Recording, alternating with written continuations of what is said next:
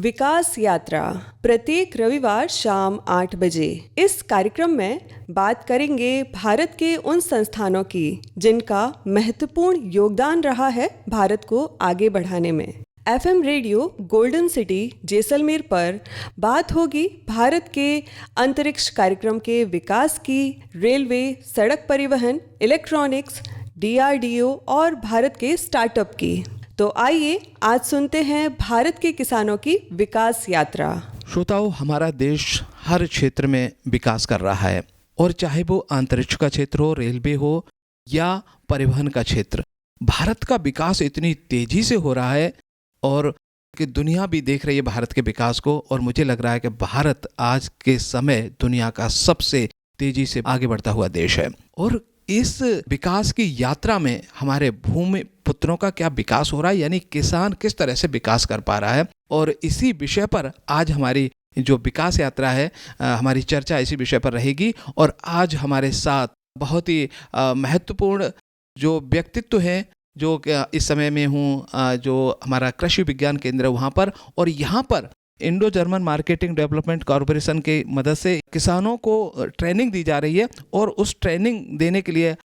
जो बाहर से कुछ प्रतिनिधि आए हुए, उनसे हम बात करते हैं। पहले हम इनसे ही जानते। सर, क्या नाम है? मेरा नाम प्रत्युष रंजन सिंह है और मैं Indo German corporation on agricultural market development project में डिप्टी टीम लीडर और एग्री बिजनेस एक्सपर्ट के पद पे काम कर रहा हूँ। एक हमारे साथ और हैं जो कि किसानों को ट्रेनिंग दे रहे हैं, और ये बड़े व्यक्तित्व हमारे पास आज मौजूद हैं और ये किसानों के विकास में किस तरह से मदद करेंगे। सर, आपका क्या नाम है? सर, मेरा नाम गज्जन सिंह वर्मा है और मैं Indo German corporation agriculture corporation on agriculture marketing development में एज ए प्रोजेक्ट ऑफिसर कार्यरत हूँ। और मैं इस 3 दिवसीय कार्यशाला में किसानों के लिए ट्रेनिंग करवाने के लिए कृषि विज्ञान केंद्र जैसलमेर में उपस्थित हूँ। बिल्कुल। और देखिए, जो कार्य आप कर रहे हैं, किसानों को ट्रेनिंग दे रहे हैं, और इससे किसानों का विकास तो होगा ही। सबसे पहले मैं आपसे जानना चाहता हूं कि ये इंडो जर्मन जो कॉर्पोरेशन है एग्रीकल्चर के क्षेत्र में, ये है क्या? इसके बारे में थोड़ा सा बताएं। ये एक बायलैटरल कोऑपरेशन प्रोजेक्ट है 2 देशों के बीच में।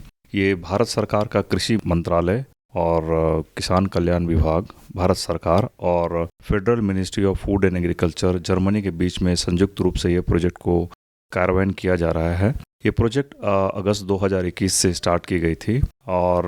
प्रोजेक्ट की मुख्य जो उद्देश्य है वो है कि किसानों को किस तरह से बेहतर बाजार व्यवस्था के साथ में उनको सपोर्ट किया जाए, उनके जो एग्रीकल्चर सिस्टम्स हैं, उनके एग्रीकल्चर वैल्यू चेन सिस्टम्स जो हैं, इनको किस तरह से सुदृढ़ किया जाए ताकि किसान जो हैं डोमेस्टिक मार्केट, अपने घरेलू मार्केट से ऊपर उठ के विदेशों में भी अपने उत्पाद को बेच सकें और अधिक से अधिक लाभ उठा सकें। तो ये परियोजना का मुख्य उद्देश्य है कि किसान जो हैं भाई हमारे आज जो फार्मर्स प्रोड्यूसर्स ऑर्गेनाइजेशंस या एफपीओ के साथ जो जुड़े हुए हैं, उन एफपीओ के साथ किस तरह से मिलकर काम किया जाए, उनके बाजार के व्यवस्था को सुदृढ़ किया जाए ताकि वो अपने उत्पाद को यूरोपियन यूनियन कंट्रीज़ में भी भेज सकें। आप सभी लोग को अगर ज्ञात हो तो यूरोपियन यूनियन के जो मार्केट के जो स्टैंडर्ड्स हैं, जो रेगुलेशंस हैं, ये काफ़ी सख्त हैं और हमारे प्रोजेक्ट में यह प्रयास कर रहे हैं कि किस तरह से यूरोपियन यूनियन के जो बड़ा बाजार है उसको हमारे किसान भी अपने उत्तम तकनीक को अपनाते हुए उस बाजार को भी किस तरह से प्राप्त कर सकते हैं। हमारे साथ गज्जन सिंह वर्मा जी हैं। गज्जन सिंह जी, हम आपसे एक प्रश्न जानना चाहते हैं कि देखिए, हमारे जो उत्पाद हैं उनमें आज वो क्वालिटी है कि हम यूरोपीय देशों को निर्यात कर पाएंगे हमारे किसान? बिल्कुल, मैं इस बात से सहमत हूँ कि आज हमारा किसान मतलब विदेशों तक पहुँच रहा है अपने प्रोडक्ट को लेके। तो आज Indo German corporation agriculture market development के माध्यम से जो specially cumin, coriander, chilli and mango and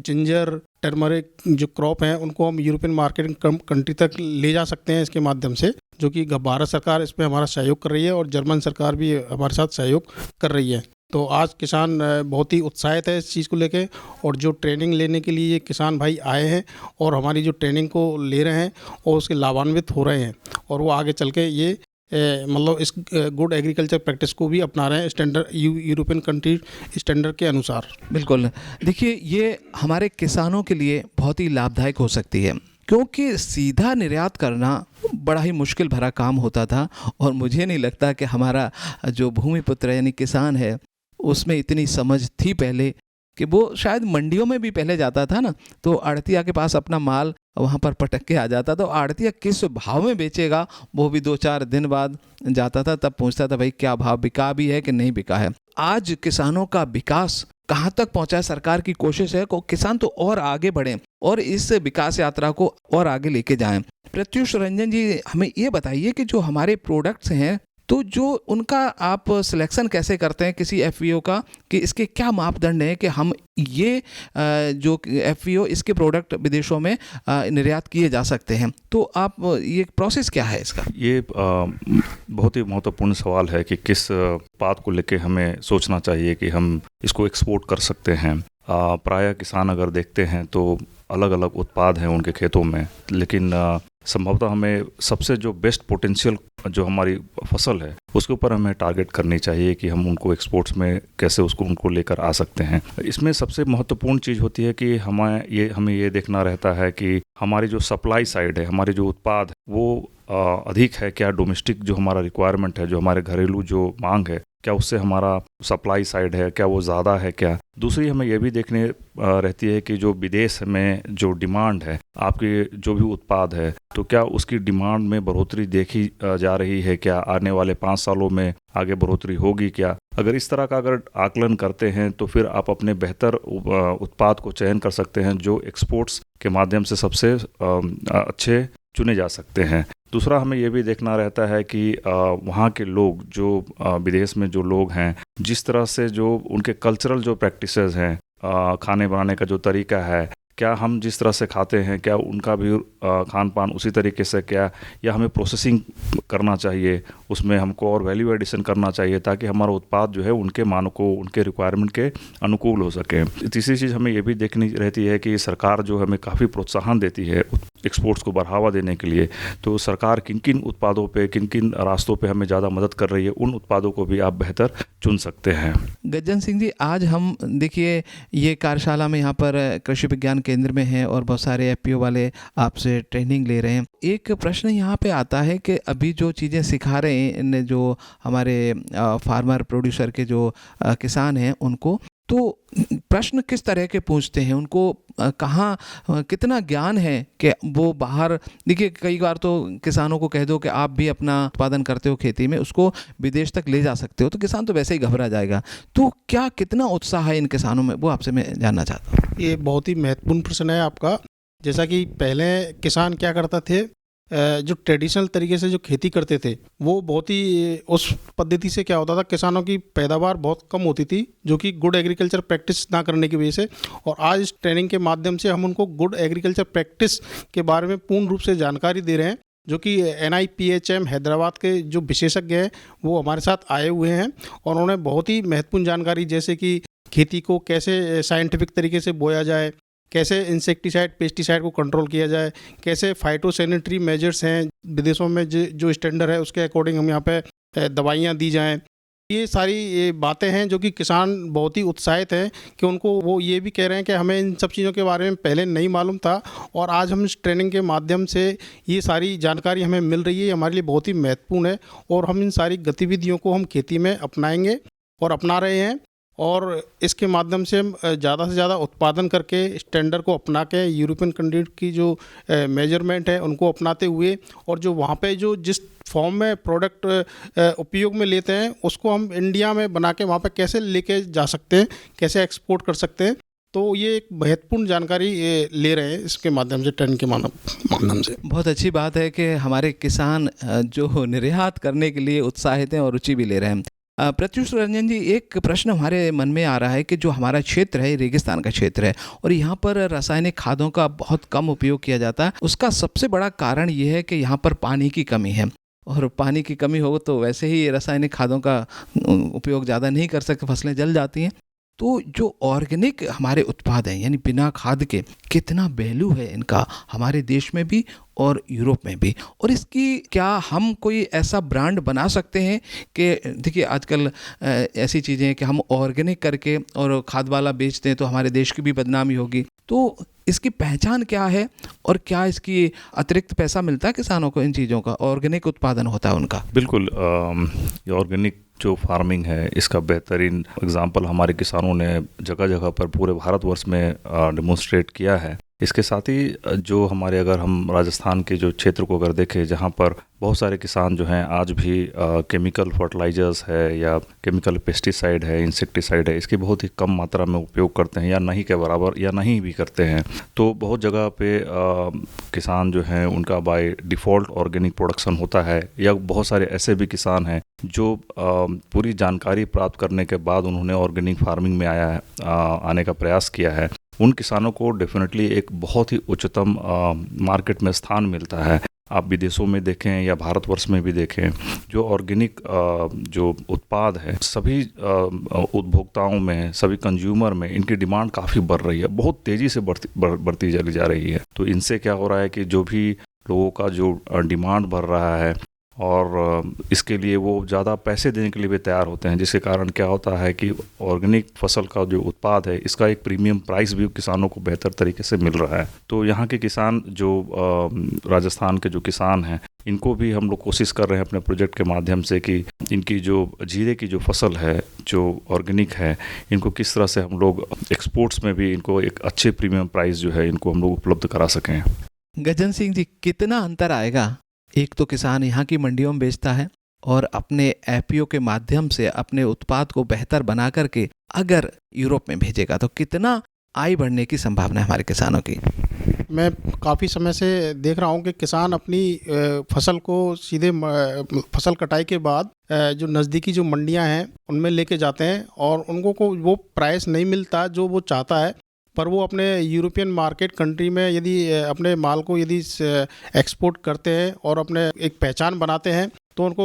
अच्छा खासा मुनाफा मिलने के मतलब फ़ायदा मिलेगा उनको। और मैं समझता हूं कि ये बहुत ही अच्छा कदम है इंडो जर्मन कोऑपरेशन और भारत सरकार का, जो कि हमारे भारत देश में जो चुनिंदा जो एफपीओज हैं उनको बढ़ावा दे रही है और कुछ फसलों को सेलेक्ट किया है। और ये बहुत ही आने वाले समय में हमारी जो ट्रेनिंग है वो बहुत ही अच्छा लाभ देने वाली है और किसानों को अच्छा मतलब इनकम मिलेगी और बढ़ेगी। डेफिनेटली सरकार का जो एक बना हुआ है फार्मर की इनकम को डबल किया जाए, इसके माध्यम से हम किसानों की जो आय है वो दोगुना करने के लिए हम तत्पर हैं। हो सकता है मतलब डबल या ट्रिपल उनकी आय में वृद्धि हो तो बहुत ही अच्छा रहेगा सर। ये मुझे लग रहा है कि वास्तव में अगर किसान निर्यात करेगा तो जो यहाँ की मंडियों में, जो मैं यूँ कहूँ कि बड़ी बड़ी कंपनियाँ खरीद के और उसका निर्यात करती हैं, तो जो बीज का जो काफ़ी प्रॉफिट होता है ना, वो किसानों के हिस्से में ज़रूर आएगा। प्रत्युष रंजन जी, एक बात और मैं जानना चाहता हूँ कि देखिए किसान अभी नया नया निर्यातक बनेगा तो काफ़ी परेशानियाँ के साथ साथ में सरकार की क्या कोशिश है? इनको जो कहते हैं कई क्षेत्रों में सरकार सब्सिडी देती है, तो इसमें ऐसा कुछ प्रावधान है क्या? सरकार के बहुत सारे कार्यक्रम हैं जो एक्सपोर्ट्स को बढ़ावा देने के लिए काम कर रहे हैं। कुछ प्रोग्राम जो हैं स्पेसिफिकली किसानों के लिए हैं। अगर आप फार्मर्स प्रोड्यूसर्स ऑर्गेनाइजेशंस को देखेंगे तो एक तो सबसे पहला सरकार जो है इनको काफ़ी मदद कर रही हैं इनके इंस्टीट्यूशनल डेवलपमेंट के लिए, इनकी बिजनेस प्लान्स डेवलपमेंट करने के लिए। और साथ ही साथ हम लोग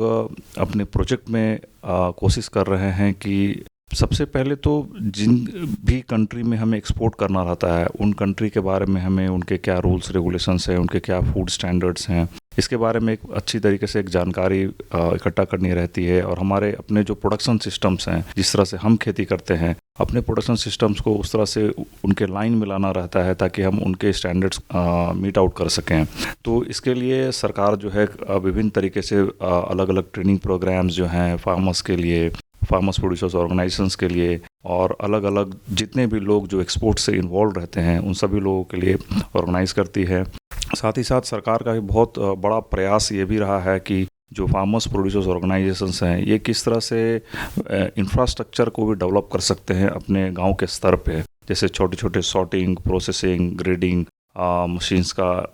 एफपीओज जो हैं या किसान भाई जो हैं ये इसका इस्तेमाल कर सकते हैं, अपने उत्पाद को एक वैल्यू चेन्स में आगे बढ़ा सकते हैं और प्रोसेसिंग कर सकते हैं और एक और हाई पोटेंशियल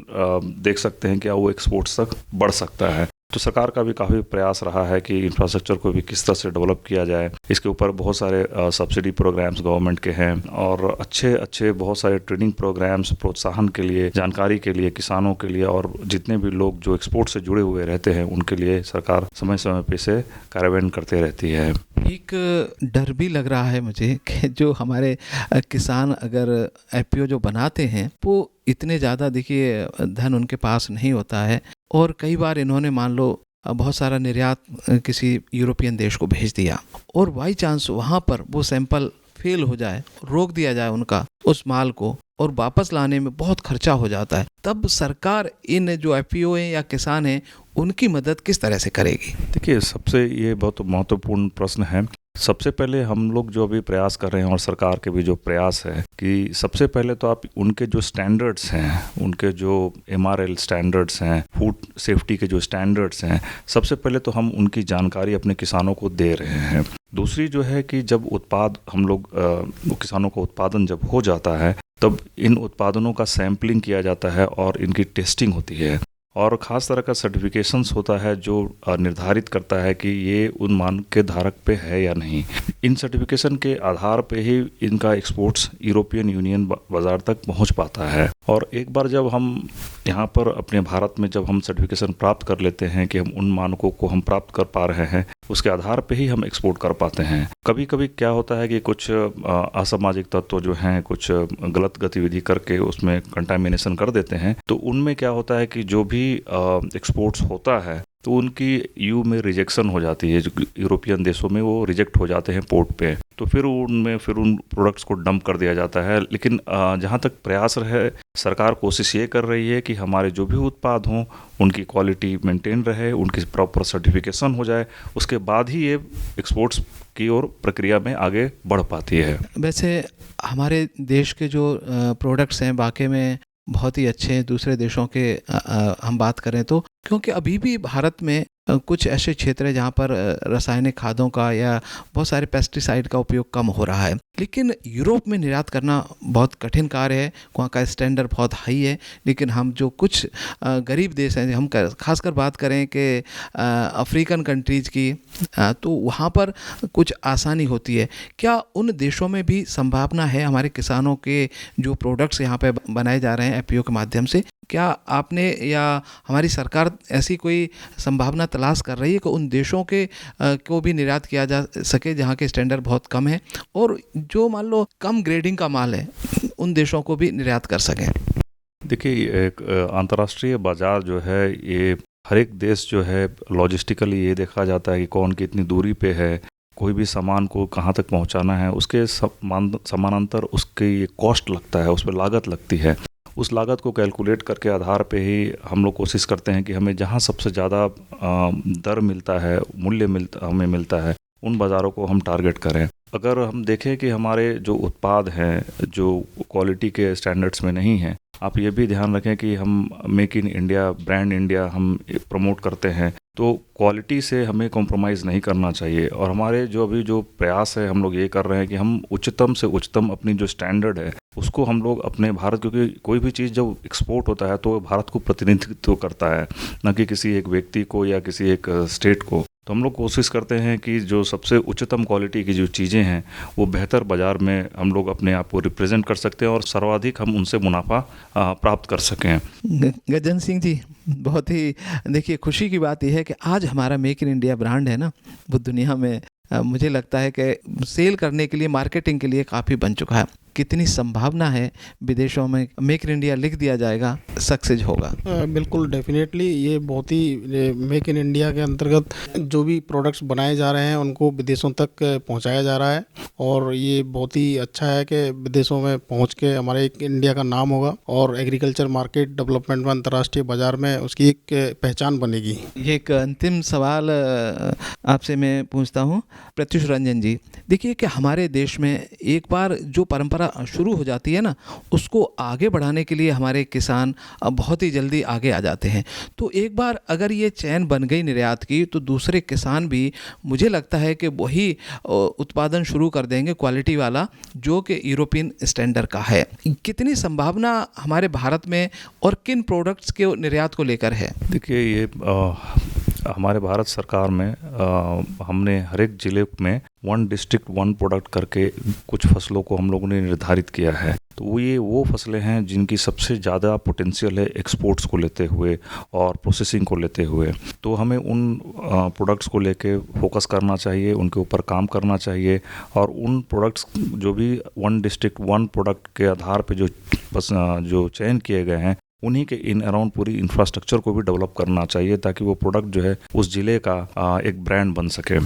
मुझे बताते हुए आप बहुत प्रसन्नता है कि भारत सरकार ने 1 डिस्ट्रिक्ट 1 प्रोडक्ट करके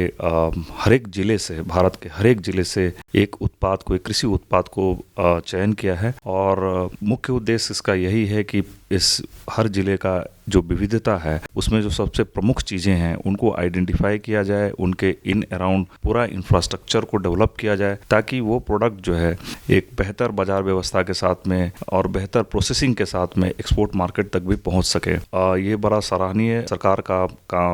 प्रोग्राम है, और इसमें काफ़ी सारी अलग अलग गतिविधियां जो है भारत सरकार के तहत चल रही हैं, जिसमें पूरे भारत का जो विविधता है 1 डिस्ट्रिक्ट 1 प्रोडक्ट के माध्यम से पूरे विश्व में इसको प्रसारित किया जा सकता है। बहुत ही अच्छी चर्चा रही प्रत्युष रंजन जी और गज्जन सिंह जी आपके साथ, और जो आप कार्य कर रहे हैं सरकार की मदद से, मुझे लगता है कि बहुत ही जल्दी जो किसानों की विकास यात्रा है वो इतनी ऊंचाइयों पर पहुंच जाएगी, जहां से हम कह सकेंगे कि धरती पुत्र भी अब इस विकास की दौड़ में शामिल हो चुका है। और मुझे लगता है कि वो एक किसान के साथ साथ एक व्यापारी भी होगा और एक उत्पादक भी होगा, और यही किसान की विकास की ऊंचाई होगी। तो बहुत बहुत शुक्रिया आपने किसानों के लिए जो ट्रेनिंग ऑर्गेनाइज की उसके लिए, और हमसे बातचीत की, और ये जो हमारा कार्यक्रम और किसान भाई सुनेंगे इससे प्रेरणा लेंगे और अपनी इस विकास यात्रा में शामिल होकर देश का नाम रोशन करेंगे। बहुत बहुत शुक्रिया।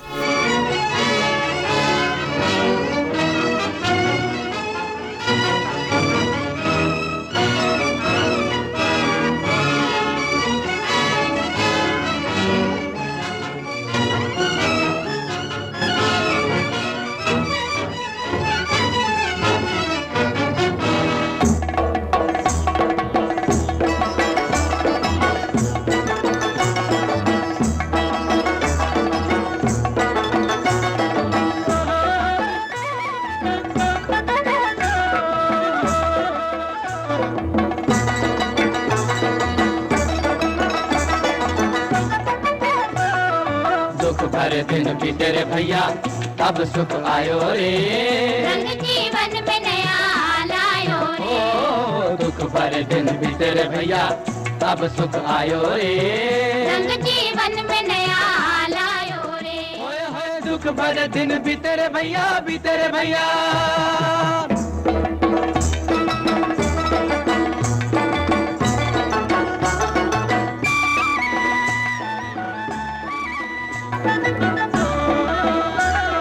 देख रे घटा घिर के आई, रस भर भर लाई। देख रे घटा घिर के आई, रस भर भर लाई। ओ घटा गिर के आई, छेड़ ले गोरी मन की बिना, झिम झिम रुत छाई। छेड़ ले गोरी मन की बिना, रिम झिम रुत छाई। घटा घिर के आई हो, प्रेम की चादर लाए रे बादर, बेकल मोरा जिया होए। प्रेम की चादर लाए रे बादर, बेकल मोरा जिया होए। दुख भरे दिन बीते रे भैया, अब सुख आयो रे, रंग जीवन में नया लायो रे। ओ दुख भरे दिन बीते रे भैया, अब सुख आयो रे, रंग जीवन में नया लायो रे। होए होए दुख भरे दिन बीते रे भैया, बीते रे भैया।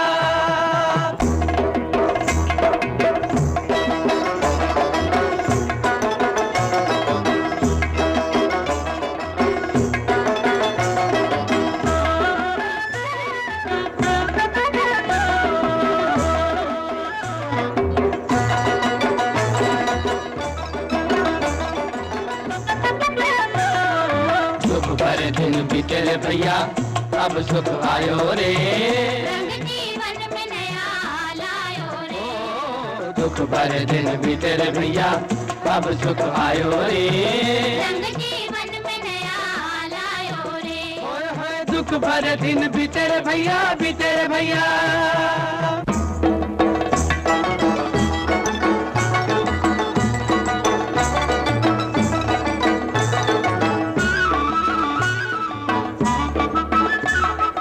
मधुर मधुर मनवा गाए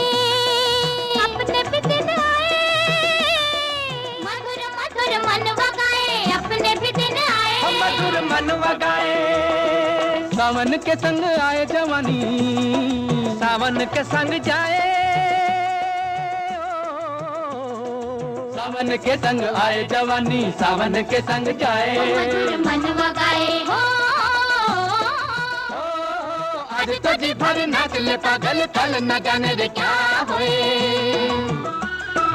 आज तो जी भर नाच ले पागल कल न जाने रे क्या होए दुख भरे दिन बीते रे भैया अब सुख आयो रे रंग जीवन में नया लायो रे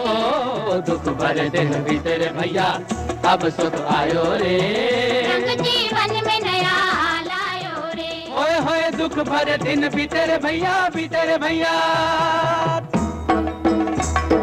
दुख भरे दिन बीते रे भैया ओ भरे दिन बीते रे भैया ओ भरे दिन बीते रे भैया